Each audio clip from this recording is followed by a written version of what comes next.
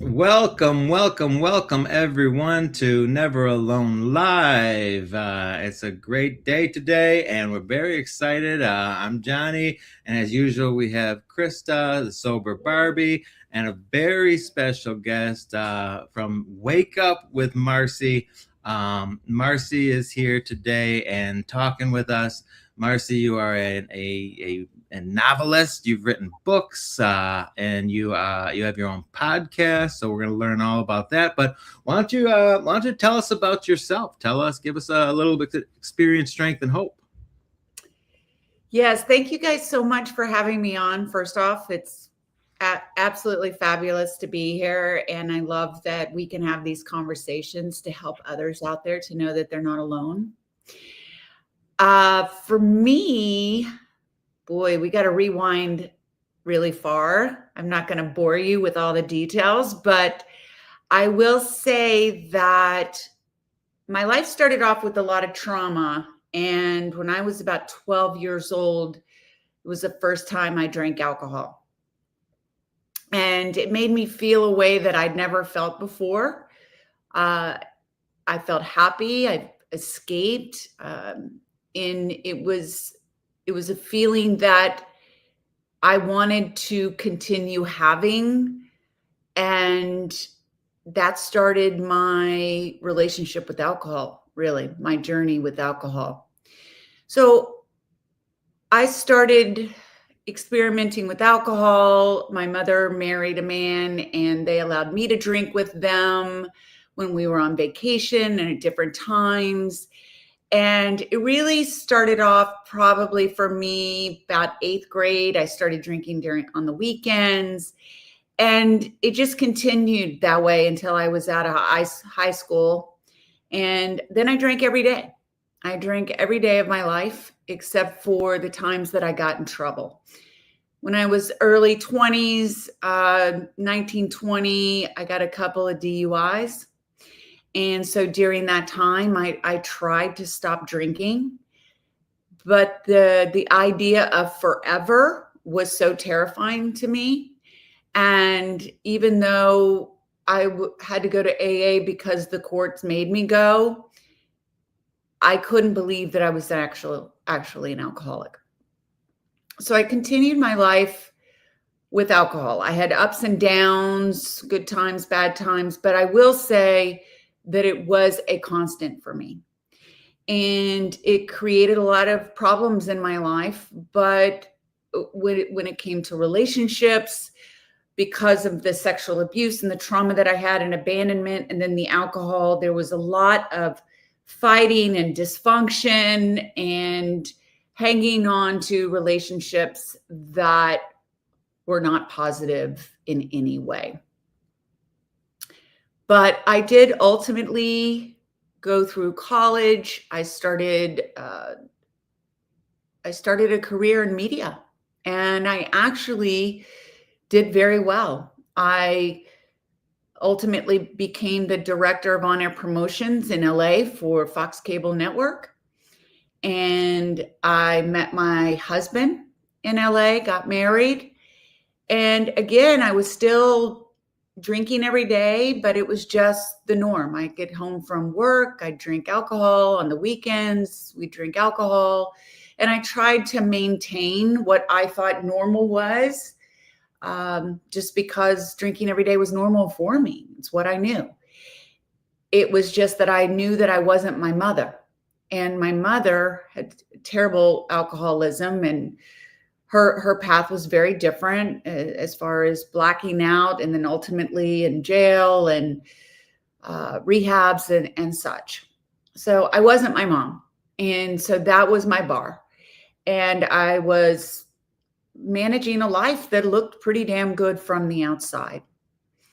When I was about 40, I decided to get in front of the camera. At this time, I had 2 children. I was living in New Jersey, about 25 miles outside of New York. I decided to get in front of the camera. And I also now, I'm in my 50s now, but I realized that I was going through perimenopause. So I had a whole storm brewing inside of me. And I was trying to manage my kids. I didn't want them to feel abandoned. I wanted to be there for them because I never wanted them to feel what I felt growing up with my family. I started using alcohol as liquid courage when I was in front of the camera because had no confidence, and I just felt judged all the time. It was a very, very difficult career for someone who doesn't feel confident about themselves or have self-love to pursue. And also my husband worked all the time. And then with the perimenopause and feeling like my life was falling apart, it was just a very difficult time. And my alcohol was elevating and elevating, meaning I started drinking during the day. It wasn't just in the evenings anymore. I started hiding my alcohol. It was causing a lot of problems in my relationship with my husband. And I ultimately did try to stop drinking. And I went into AA. And when I went in, that was in 2014. I was sober for about 3 months. And I convinced myself that I didn't have a problem. I was comparing myself to others in the room, my story. I was still raising my kids. I had the career, I had the husband, part of community. So I was like, I am not an alcoholic. I just didn't believe it. And like I said, that I was comparing the story. Within that year, my drinking elevated to a level that was very frightening for me. And I was thinking about it all the time that I needed to stop drinking, but I didn't know how. And I was so fearful of it. I couldn't imagine my life without alcohol because it was what I'd always used to cope with life. Well, ultimately, the last day of drinking was October 3rd, 2015. I'd gone for a modeling gig. Ultimately, I showed up at the gig and I convinced myself that I didn't need the alcohol. I didn't need my liquid courage. Then I found out that I was at the wrong mall. I was modeling a clothing line that day. So what did I do? I go into chaos. I jump in my car. I start drinking my liquid courage. I'm going as fast as I can. I get to the gig and I walk the show. My friend was there. We go out drinking afterwards. And ultimately, I ended up getting a DUI. And I went to bed that night as a victim. If my life were not so bad, that this wouldn't have happened. But something happened that next morning, October 4th, when I woke up. I felt like if I didn't make the change, that I was going to lose everything that I had built in my life. And I knew in that moment that I didn't want to lose it. I thought I wanted to change. I thought I wanted a divorce. I thought I wanted everything different because everything was everybody else's fault. But in that moment, there was a shift. And I knew in that moment that I needed help. And I went downstairs and I sat down with my husband and I told him I needed help, that I was an alcoholic. And he ended up embracing me. And it was the first time that I had felt love, that unconditional love that I'd been seeking my entire life. And there was just such a release. And I didn't have to fight anymore. I didn't have to lie anymore. I didn't have to cover up my pain anymore. And I surrendered and I went back to the 12-step program and I'm over 10 years sober now. I never looked back. I did everything I was told to do. Marcy, this is amazing. And whenever we have people on here, right? There's always so much. I mean, we have extremely different stories, right? But there's so much hope because there's always something relatable. Like you and I have so much in common because it was my modeling career that never took off. That Krista, that was so funny. Krista doesn't even laugh at my jokes anymore. This is our relationship now. She doesn't laugh My at any of my eyeballs jokes. just get big.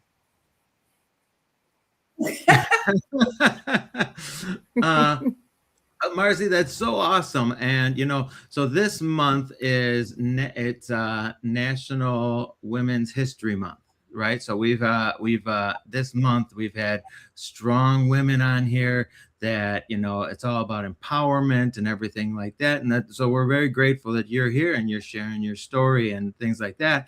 You've done a lot in your recovery. You've done a real lot in your recovery, and you are helping people like crazy. And you have a podcast called Wake Up with Marcy, and you've written a few books, one of which just came out, correct? April 7th. Yeah. April 7th. Look at Yep. it. Look at Yeah. look. And I did a little homework. We do a little homework around here. But let's talk about that for a minute. Let's talk about, okay, you're in recovery now, you've got some time, and you decide to take it out loud, because we talk about Recover Out Loud a lot around here. And I'm wearing a Recover Out Loud hoodie right now that says Recover Out Loud right there. Who's our good friend. Shout out to Recover Out Loud.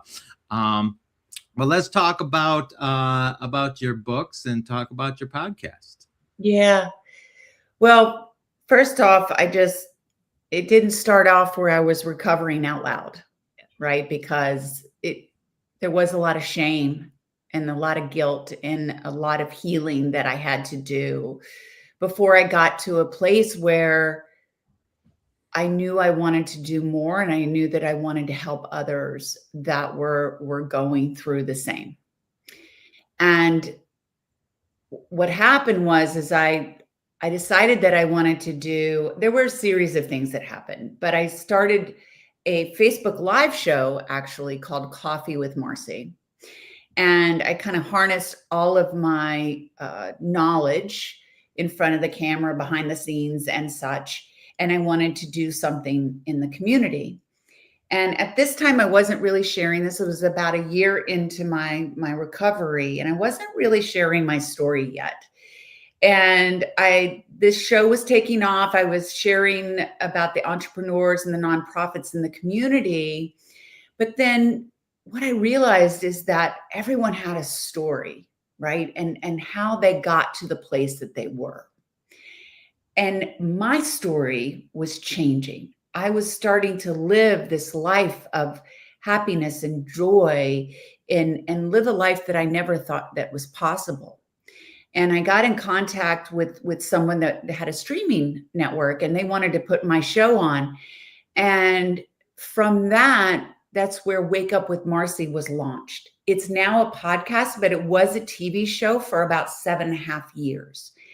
And the show was really about sharing stories of transformation and hope, because it's through our stories that we can help others, and help others to know that they're not alone, and recognize we can all relate in a lot of ways through the things that we're going through, and how did we get through them, and help others to get through them also.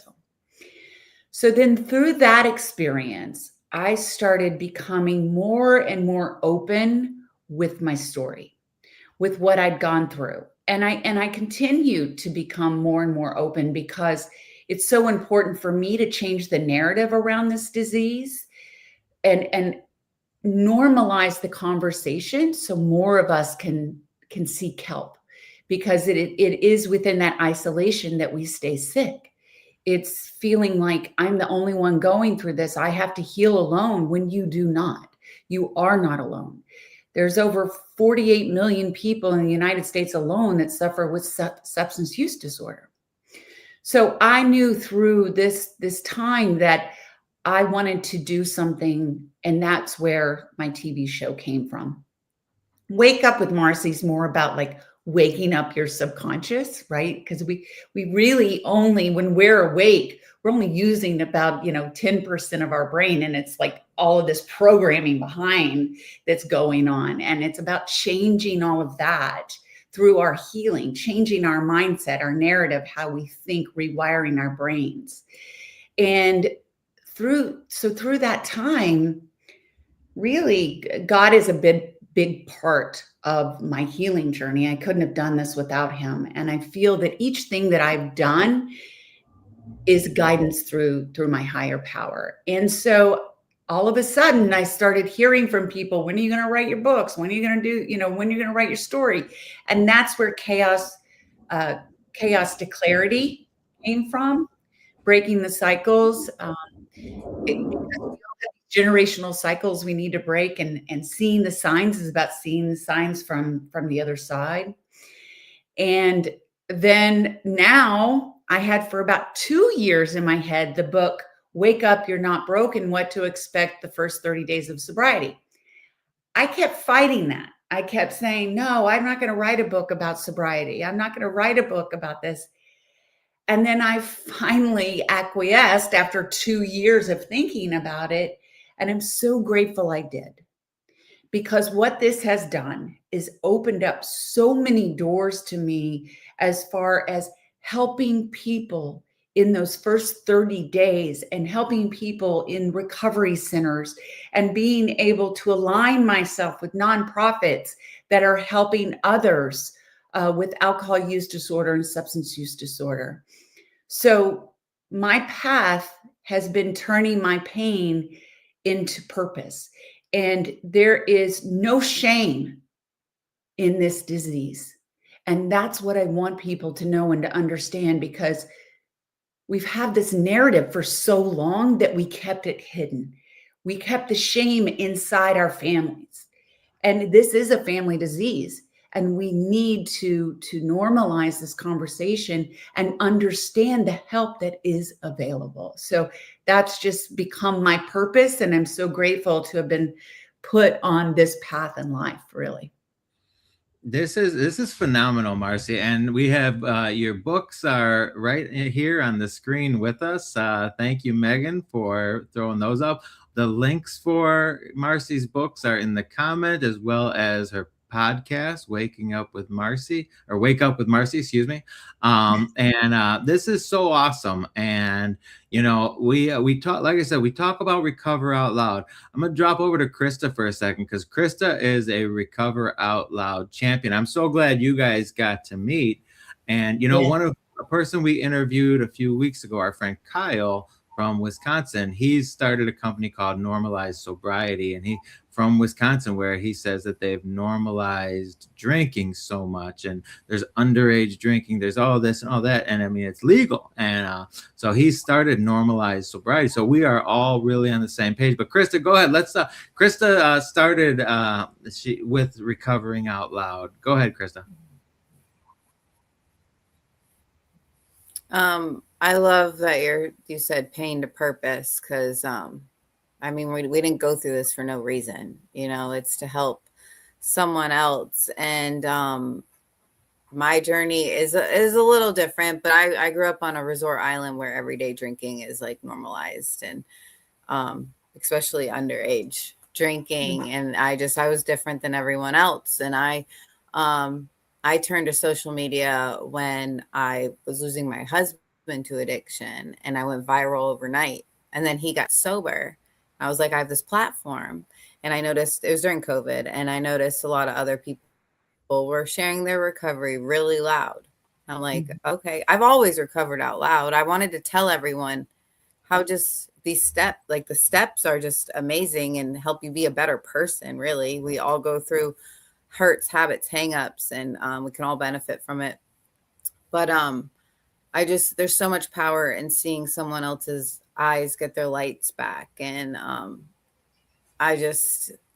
social media has been a game changer in all of it. And I'm so grateful to meet you. And I got to get these books now. I got to imagine getting those books in recovery. Like, they probably help so much. Yeah, Chaos to Clarity is just, it's funny because I'm working on an audio book for that now. And so I released the book 3 years ago, and recently I've won some awards for it. So I'm very grateful for that. And I decided to do an audio book. So I'm listening to it again. And so much of it is about overcoming the trauma in our lives. And that's a big part of it, right? Because we drink to numb. There's something that we're usually pushing down, that we're not facing, and overcoming that. And so I just realized, like, the book Chaos to Clarity does talk about my recovery and addiction and such, but it's about overcoming and becoming triumphant over the past abuse that I went through, and changing my mindset and just becoming the best version of myself. And what I did learn through those steps, because those steps saved my life. I had so much therapy in my life, but it was through those steps that really there was this huge ability to heal in a whole new way. And I've always said, I wish everyone had those steps. I wish we could implement that in everyone's lives, because you become just emotionally intelligent. You want to give back. You become spiritually fit. You heal from your past. You know your part. Like, there's so many great things that come from it. So maybe that's something we can do. We can start implementing these steps and making them more normalized. That's you're Yes, preaching to the choir. normalize steps. Normalize steps, normalize some sort of therapeutic values in our lives. The book told me if I could do it on my own morals and convictions, I'd be okay, but I couldn't. My morals and convictions, my rules for life that I broke over and over again, they got me here. They got me to the bottom of the bottle and into an addiction. So the idea, the premise of everybody working steps, it's amazing. We talk about it a lot. Krista, that's one of Krista's platforms, is she says everybody needs to be working steps, and it doesn't matter what steps. Yeah. We've got, so we're very program agnostic, right? We love all forms of recovery, whether you're working in AA, NA, CR, CA, whatever the case may be. If you're not working a program, but you're trying to live a better life and you're hanging around the tiki-taki streets, we got a lot of that. And it's anybody trying to do something better and finding a power greater than yourself. It's so enormous, because when I run the show, it goes wrong. When I have a higher power that runs the show, it goes how it's supposed to go, and I can accept it, whether it's good, bad, or indifferent. So that's awesome, Marcy. But let me ask you a question. I've got some questions. I like my questions. What is your favorite thing about helping people? What does it for you? Well, my favorite part about helping people is the gift that I receive, really, in my heart, knowing that giving of myself is helping someone else, but it's also the biggest gift is for how it makes me feel, the fulfillment that I get from that. I know that we give and we say we do these things to help other people, but at the end of the day, it is about helping ourselves too. And that's what keeps me going every day, is that fulfillment that I receive from giving of myself to others. It's so amazing. It's so rewarding. The 12th step says, having had a spiritual awakening as a result of these steps, we try to carry this message to others and practice these principles in all our affairs. And it's so amazing, because when I'm helping others, I am building my relationship with God. So, in helping others, it helps me. And it's so amazing. And I love everything that you're doing. Christo, the same question. What's your favorite thing about helping others? You're on mute. Oh, there she goes. I'm here. I'm having a little technical delays, but I'm here. What is my favorite thing about helping others? Yes. You can't keep it if you don't give it away. Oh, You so good. know, and it is what I receive back as well. It's the light in those people's eyes. It's seeing families reunited, people getting second chances. It's the result of it. Even if they don't take the help, you're still planting somewhere along the way. It hopefully will be watered, but um, it's putting my pain to purpose. Like I didn't struggle all those years for no reason. Like my life's not a waste. That's like my favorite part. I'm telling you, it's just watching people grow, watching people get better. So we've got a lot of people in the comments, and I'm going to dote on one person in particular. Is a woman who she got sober on TikTok, and the first day she says, "I don't want to do this anymore," and a group of women wrapped their arms around her virtually and stayed online with her for 24 hours, and they stayed up and got through that first day, and now she has 5 months, and it's so amazing, and we're so proud of her. So I'm not going to call out Lauren's name, but uh see, that was funny. Krista doesn't laugh at any of my jokes anymore. That's fine. I don't need Krista to laugh at my jokes, Marcy. You and me can be best friends. She's not my best friend anymore. Uh, I'm uh, over here He screaming. thinks you're delayed for her. She can't hear. I know, right? This is so good for me on my end, Marcy. Her technical difficulties work for me. But this is great. I love this. And but so okay, so from your TV show, from your podcast, I like this question too. Who is your favorite interview that you've done? Who, because you've interviewed a lot of people. I Who know.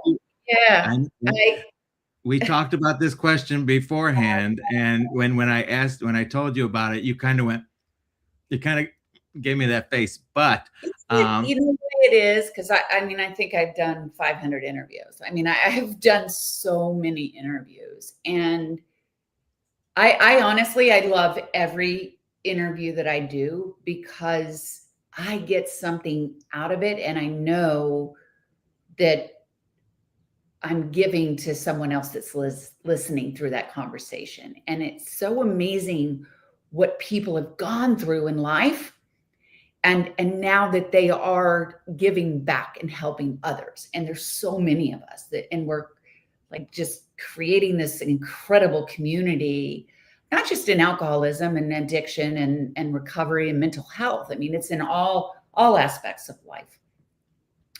But I will say the one person, and actually she's a celebrity, Patricia Heaton was on my show, and she always stands out for me. And the reason being, it was during COVID that I had this interview with her.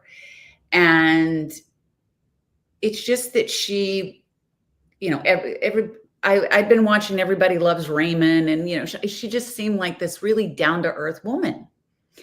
And she got on and she started just sharing her truth that during COVID, she started drinking more. She started drinking during the day and just realizing that how it was affecting her life negatively. And she had to make that change. And I just think it was just, she came on and it was like talking to a friend, just knowing that celebrities are just people too. That they go through the same. And just how honest she was when she has this, she has this portrayal of a person that she has to, or we think she has to be, right? But yet in that honesty, there was just such a connection. And I feel like so many people could connect to her on a different level. So, right, this disease has no boundaries, right? So for some reason, that one interview just really touched me because she didn't come on necessarily to talk about that. And she just was so open and honest. And it just showed so much strength, and that we all have it within us. That's so amazing. I love what you said there. And it doesn't matter how much time you have. Doesn't matter how much time you have. It's the person that woke up earliest is the one who's most sober, and we're all just 24 hours away. Yeah. This is it. We all have today. Yesterday was gone. We did great. We didn't drink. Today is the question. And if we do good today, we can build for a great tomorrow. And that's so awesome. And everybody puts their pants on one leg at a time. It doesn't matter, and this disease doesn't care if you're a celebrity or and not a celebrity. It doesn't care if you're a man or a woman. It doesn't care what race you are. It doesn't care what religion you are. It is trying to take us all out. And we stand together and we can fight against it. And that was so great. I loved everything about that answer. Thank you, Marcy. Krista, we've done a bunch of interviews. Who's been your favorite so far? She's going to say Marcy. Thank you. Yay! Oh, she is having so many glitches. I know, Krista, we miss you. She's so mad at me right is now. it who? Oh, who's your favorite? is it Emily Glitzy? So What? frustrating. So frustrating. My favorite person. It's so delayed. I'm telling. It's like she's giving us dramatic pauses, Marcy. This is.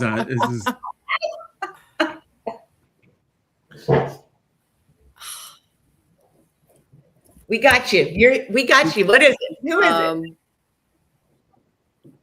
it? Probably the Sober Girls group chat. Oh yeah, that was so good. We had so between these 8 women that were on here a couple weeks ago for Women's History Month. They started this group chat. They go on vacations together. They do all this stuff, and there's 100 years of sobriety between them, and it's just there's so much love and so much they care about one another, and they care about helping other people, and that's their common bond. They're in recovery, they help other people, and they're all Instagrammers and TikTokers and all that stuff, and they're so great. And I knew Krista was going to say that, but okay, so you've got a big Instagram following. You're big for your podcast and stuff. On one of your Instagram posts, semi recently, I think you wrote, about the quiet of early recovery. The quiet of early recovery, which that took me back, and it made me think a lot about the quiet of early recovery. Tell me your thoughts on that. Yeah, the quiet of early recovery. Well, the quiet of early recovery for me is really, you feel like you're in this alone, and you have so much shame and guilt, and there's so much suffering.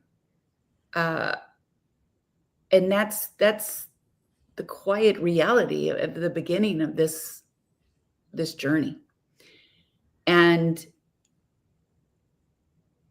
the thing is that we have to be a part of a community, and we have to start speaking our emotions and our feelings, and really listening to others, so that we can break free of that quiet suffering.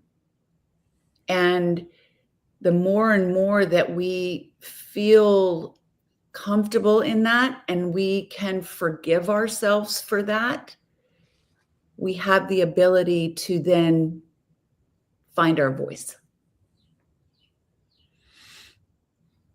It's so big, when we come into recovery, we suffer from low self-esteem, and that's a common factor, and if we were all winning, we probably wouldn't be at meetings. But we get in there, and the guilt, the shame, the remorse, the sadness of the person that I had become, but you know what I think hit me the most about this statement was the lie. the lie. I had been living this lie, trying to get people to believe that I was doing way better than I actually was. And the dishonesty, and I lied to myself more than anything. And the quiet of it all was not being able to say what was actually going on with me, and what was actually going on in my head and what was actually going through, not being able to be honest and talk about these things. So when you wrote that about the quiet, that's what I really thought of. And I know you talk about trauma a lot, and Mhm. that's so big, because people will take that trauma and just bury it deep inside and Mhm. live with it, because they're so scared to talk about it. And with people like you and people like Krista and people that are recovering out loud, and they're telling on this trauma and allowing other people to relate and come back and say, oh my goodness, that happened to me too, and then they can be vocal about it. That quiet is you know breaking free, and it's so awesome. Yeah. That's Go ahead. Well, just when it comes to trauma, I mean, this lives within our bodies, even though we think that we're not going to think about it or we're going to push it down as far as we can, it's still always there. And the trauma affects our brain. It's like there's all these things that we can do, but the reality is how this trauma changes our brain, how alcohol changes our brain, right? And it's the things that we learn through the program or each other that can allow us to rewire our thinking and release that trauma, so that then we don't have to continue to live with it and let it overtake us. So, like for me, like writing my book, Chaos to Clarity, like you can tell your friend all day maybe that about a traumatic event, but you're not really healing from that. You're just staying in the story, right? So we tell a story to as many people that maybe will listen or that we feel comfortable with, because we want them to feel sorry for us, but it's not really necessarily, it's more about being a victim. And so it's about learning how to really release it and heal from it. And writing my book was very, very cathartic for me. I mean, those things no longer define me. They're no longer, I don't live in those stories anymore. It's something that happened to me. It's something that happened to me. And I don't have to stay stuck in that anymore. I don't have to be the girl that was sexually abused and made decisions from that I wasn't happy about. And to know it wasn't my fault. There's other things that I've started becoming very vocal about from that also. And that's about being raped in a situation where you've had too much to drink or in a blackout, and you feel shame that you put yourself in that situation, and it's not your fault. So it's just, the more and more that we heal, the more and more that we do the things that we're told to do, and we take the action every day, the more we can become vocal and heal from the things that we have hidden for so long. Because every year, every moment that I do this, I get stronger and stronger and more verbal about my story, so that I can help others to know that they're not alone in that. And there's so many of us that stay stuck in the things like that. I did this, I'm shameful for that. Well, no, somebody took advantage of you in a situation where you weren't of your right mind. It doesn't mean you asked for it. That's somebody else that made a terrible decision, and you don't need to live in that shame for that. So I'm just sorry, I'm kind of going on a rampage. It's just No, the absolutely. No, yeah, this is the quiet that we're talking about right yeah, now. This is where people, anybody who's been in that situation that you're in, because there's so many that are living that same exact scenario that you're talking about right now, that have been in a situation that blame themselves. No, it's not your Yeah. fault. Right. It's not your fault. And that's and by being able to vocalize it and get out of that quiet of early recovery, is that's what will ultimately break that cycle, because that's the cycle. That's the cycle. I live in my head. I have grief over things that I think are my fault, and I drink over them. I use over them, and I numb those thoughts and numb those feelings. The problem is that when the numbing goes away, those thoughts and feelings are there again. And what do? Louder after your nervous system and all is like They're so fake. louder. So now we drink more and we use more and we do more, all to numb those things, when in all actuality it was never your fault to begin with. And this is where people like you that are talking about it and recovering out loud and saying what needs to be said. We on the TikTok, I'm telling you, it's we go on TikTok every morning, right? And we've been doing this since last July, so coming up on like 9 or 10 months. I've learned so much in this time, because we're meeting people from all over the world, and we get lots of new people that come in, and they're struggling, and they don't know why they're struggling. But these are the rationales. These are the reasons. This is the alcohol and the drugs are but a symptom. It's in here. It's these thoughts and feelings that need to be expressed, need to be talked about, and that's the biggest. That's the biggest of them all. I just started my venture on TikTok, so I have to find you on there. You have to. You have to. It's every morning. It's amazing. Yeah, I love it. Now, do you go live every morning, or you're just posting something every morning? No, we go live every morning, and we're live every morning on TikTok from 10 a.m. Eastern Standard Time till around noon. So we get about between an hour and a half, 2 hours on average. We bring up a topic and we'll talk about it, and we bring up a lot of people. So we get an average of between 20 and 30 people that come up and share on that topic specifically. And I'm telling you, it's so amazing, because it's all the programs, and it's all the diseases, and it's everything, and it's this hodgepodge community that just come together with vulnerability and trust and love and helping others, and it's awesome. It's awesome. But you definitely, I hear way more stories than I would have ever heard just sitting in an AA meeting. And it gives you the ability to be able to help others more, but just by having more resources. Yeah, I love that. I love that. Look, and Krista is just frozen there. I feel so bad for her with her technical difficulties. So I want to talk more about your interviews on your show and on your podcast, because there are a lot of controversial topics out there. How do you deal with? Because I mean, you bring people on, and they have a controversial idea, then this is what they're going with, and how do you deal with that? What goes on when that kind of stuff happens? Well, it's funny you say that. I don't really approach controversial topics. I don't want to touch it. I don't want to be a part of that. So really, I don't have.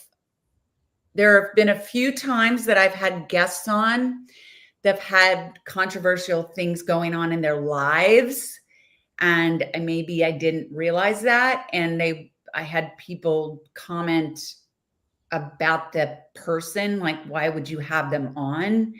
But I don't want to make anything about. I don't want any energy wasted on a controversy in any way. Right? We're all together, trying to learn something, trying to get some help in some area, and you take from it what you will. But so I don't really touch the controversy in the things that I do. And see now, and the reason I ask, and that was kind of a loaded question, and it's because next month we are going to be talking about a controversial subject, and Okay. where some people call it controversial, some people don't, but we're going to be talking about MAT, medically assisted treatment, and all of the variations of it. We're going to be talking about the advantages of it. We're going to talk about the disadvantages of it, and and this is another thing that has opened my eyes. And it was actually a guest on Never Alone Live that we had a few months ago that just changed my life forever. And I've been sober 22 years, and I go to AA meetings, and I know about it, and I've become a stuffy old guy who's stuck in my ways. That's how it works, but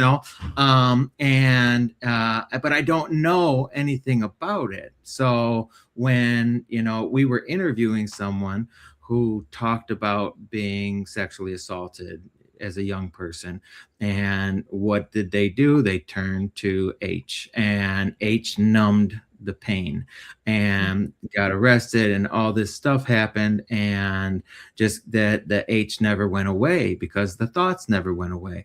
And she was able to get on MAT and actually get some relief, and now she's been sober for coming up on 2 years.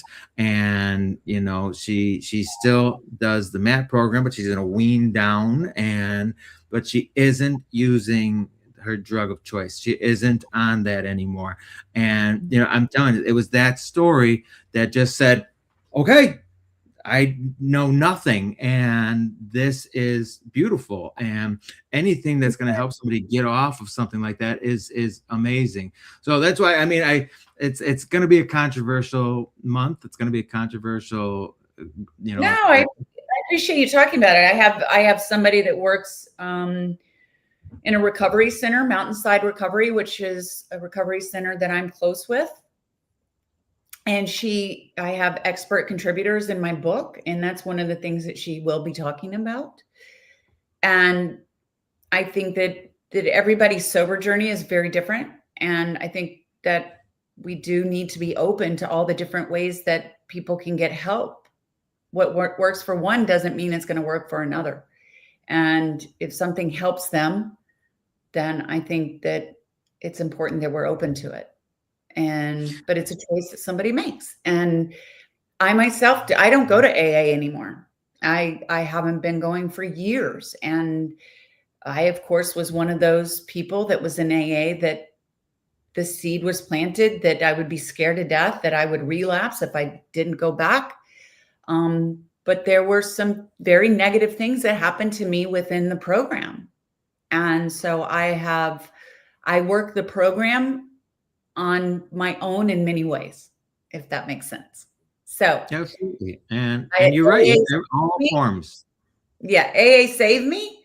But I don't go anymore. But I appreciate that you're going to talk about that, because I used to think, my mother would talk about that, and she ended up dying from her disease. And my husband and I would say, well, she's weak if she's going to be needing to, everybody just wants a pill to make it better. But you know what? Maybe my mother would be alive today and sober if she had gotten that help.